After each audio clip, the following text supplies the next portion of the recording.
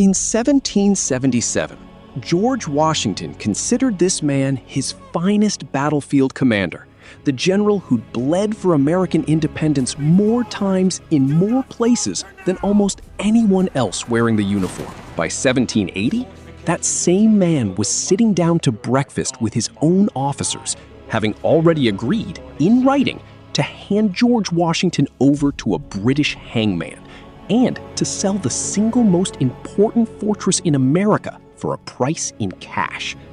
This is the story of Benedict Arnold, how the Continental Army's greatest hero became the country's most hated traitor, why it happened slower and more understandably than most people realize, and how close it came to actually working. If Benedict Arnold had died in 1777, instead of living another 24 years, America would probably remember him as one of the greatest heroes of the entire Revolution. And it wouldn't be an exaggeration. He helped capture Fort Ticonderoga in the war's opening weeks. He led a brutal winter expedition through the Maine wilderness to attack Quebec, taking a musket ball through the leg in the assault.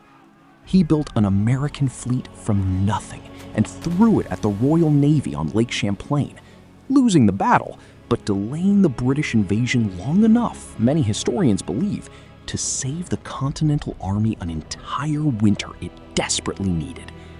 And at Saratoga in October of 1777, the battle that convinced France to enter the war on America's side, Arnold rode onto the field without orders, having been stripped of his command days earlier in a bitter dispute with a rival general, and personally led the charge that broke the British line. He took a second musket ball in that same wounded leg. His horse collapsed on top of him. Surgeons wanted to amputate.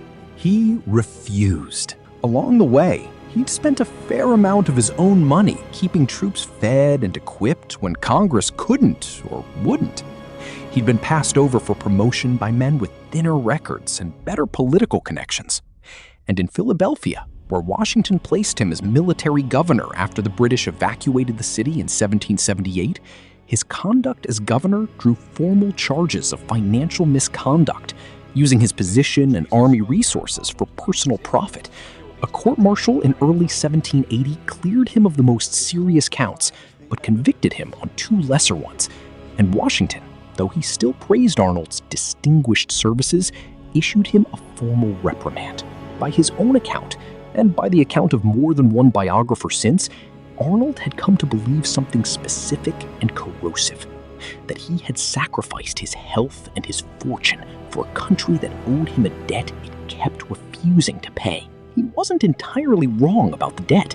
What he decided to do about it is the part that made him infamous. While serving as military governor of Philadelphia, the newly widowed, badly limping 38-year-old general met 18-year-old Margaret Peggy Shippen, the beautiful daughter of a prominent and quietly loyalist-leaning Philadelphia family. They married in April of 1779. Here's the detail that makes this story more tangled than a simple romance. Before Arnold ever met her, Peggy Shippen had already spent the British occupation of Philadelphia as a favorite in Loyalist social circles, and one of the officers she'd grown especially close to during those years was a dashing, artistic British major named John Andre, close enough that Andre had sketched her portrait, and by some accounts, given her a lock of his hair as a keepsake.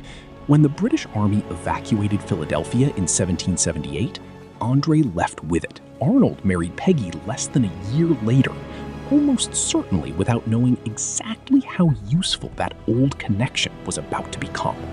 Within about a month of the wedding, Benedict Arnold began quietly reaching out to the British through an intermediary, a Philadelphia merchant and double agent named Joseph Stansbury. And when the correspondence needed a more direct, more trusted channel than a merchant passing messages around, it was Peggy who reconnected her new husband with her old friend. From that point on, Arnold wrote his real messages in invisible ink, tucked between the lines of ordinary, innocent-looking letters.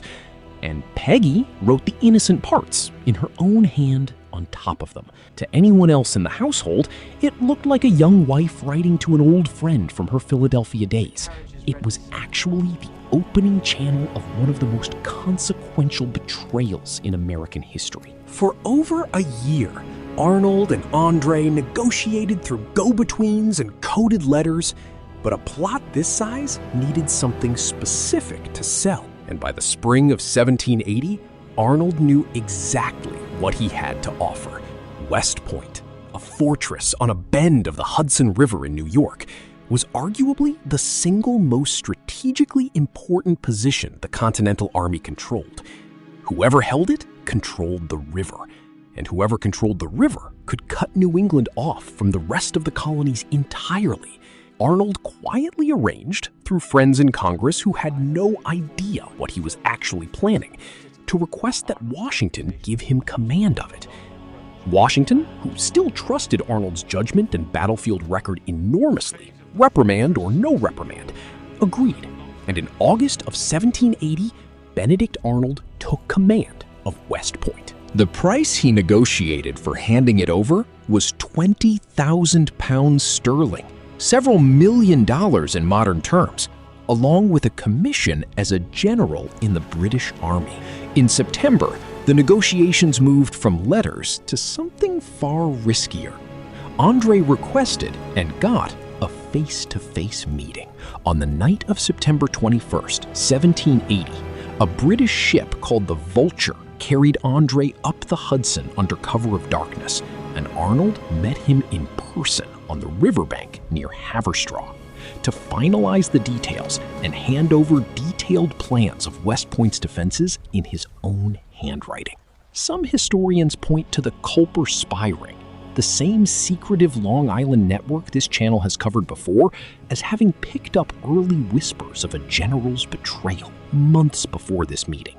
Though exactly how much they actually knew and when is still genuinely debated. What isn't in question is what happened to John Andre on his way back to friendly territory. It went wrong almost immediately. The Vulture that had carried Andre upriver came under American cannon fire before it could pick him back up, and was forced to retreat downriver without him. Stranded on the wrong side of the lines, Andre had to travel back to British-held territory overland instead, out of uniform, in civilian clothes, carrying a pass signed by Arnold himself under a false name, with West Point's complete defensive plans folded into his boot, under his stocking. On September 23rd, 3 New York militiamen stopped him on the road near Tarrytown. Andre, thinking he was already among friendly loyalist territory, made the fatal mistake of half revealing his British allegiance before realizing his error, and the militiamen searched him anyway. What they found in his boot was enough to end the war for the British on the spot, if it reached the right hands in time. Complete plans of America's most important fortress, in the handwriting of the general who commanded it. For a few critical hours, it almost didn't reach the right hands. Standard procedure meant word of any captured spy operating near West Point went to the fort's own commanding officer first, which meant a message was sent directly to Benedict Arnold himself, along with a separate message to George Washington. Nobody sending that first message had the faintest idea they were personally handing the traitor his own warning. On the morning of September 25th, 1780, Benedict Arnold was sitting down to breakfast with several of his own officers at his headquarters on the Hudson, expecting George Washington himself to arrive within the hour for a planned visit. A messenger rode up and handed him a note.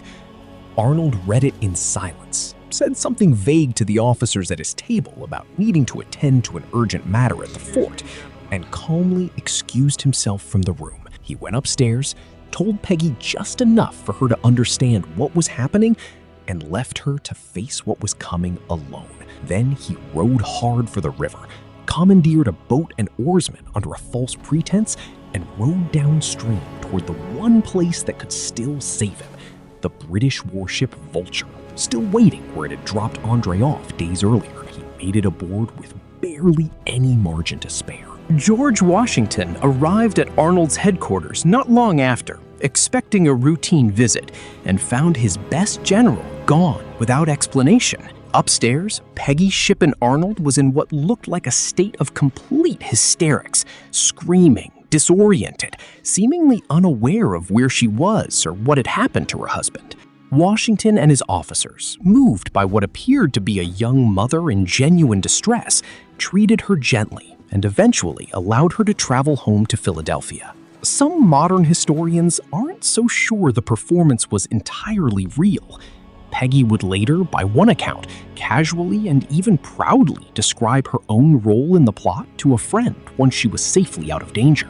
Whether Washington was fooled by grief or by acting, he didn't find out the full truth about his most trusted general for a little while longer, once the papers taken from Andre's boot finally reached him. Benedict Arnold escaped. John Andre did not.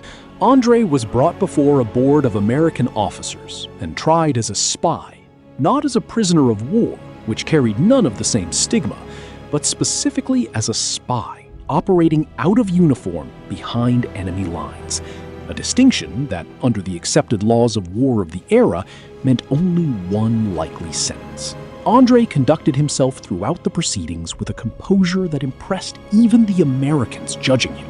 Multiple officers who dealt with him during his final days came away describing him with something close to admiration.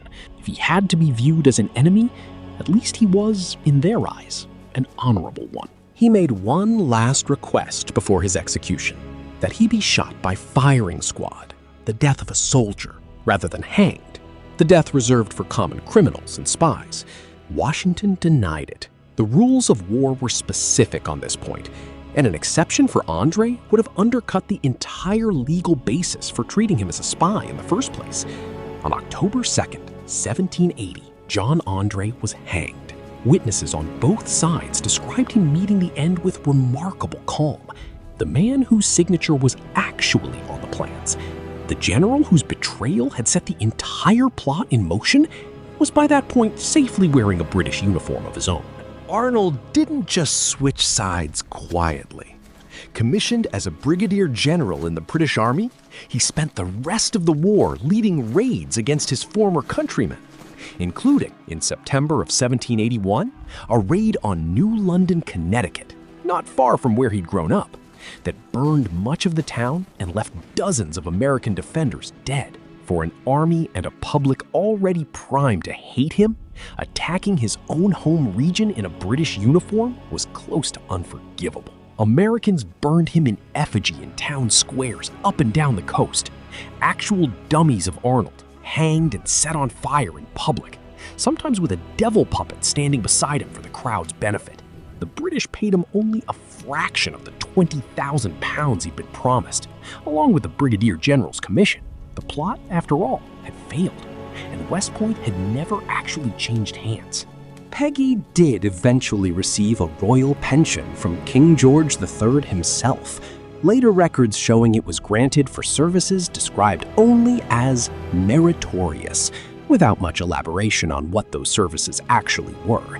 After the war, Arnold moved his family to London, then briefly tried to rebuild a business in Canada, and struggled financially for most of the rest of his life. He was useful enough to the British government to be received and occasionally employed, but never fully trusted or fully embraced. A defector is rarely beloved by the side he defected to, whatever use they made of him in the moment. He died in London on June 14, 1801, in relative obscurity, his health broken and his finances a mess. As legend has it, a story with no solid contemporary source behind it, but repeated for 2 centuries anyway, he asked on his deathbed to be dressed one last time in his old Continental Army uniform. Here's what tends to get flattened out of this story when it's told in one sentence, the way most people learned it in school. Benedict Arnold was a traitor. He was. But he was also, for the first 2.5 years of the war, arguably the single most effective fighting general America had. A man who bled for independence more than once and asked for very little in return except the credit and respect he believed he'd earned. That doesn't excuse what he did. It's what makes it worth understanding instead of just condemning. A hero who simply turns evil overnight isn't a very useful warning to anyone. A hero who gets ground down by resentment, debt, and wounded pride until he convinces himself that selling out his own country counts as settling a debt, that's a story with something to actually learn from, because the ingredients that made it possible weren't exotic. They were pride, money, and the specific human talent for rewriting your own justification until it sounds reasonable. If you want the fuller story of what Arnold did before any of this, the wound, the charge, the battle that arguably won America the war, this channel has that video too. But this is the half of the story that stuck to his name for good. 2 centuries later, Benedict Arnold isn't a person anymore in most Americans' minds. It's just a synonym for betrayal, attached forever to a man who spent the first half of his life trying to become a hero, and the second half making absolutely sure nobody would remember that he already had. If this story surprised you, hit subscribe. Drop a comment with who you think is the most misunderstood figure of this entire war. And if you learned something today, smash that like button so more people find this channel.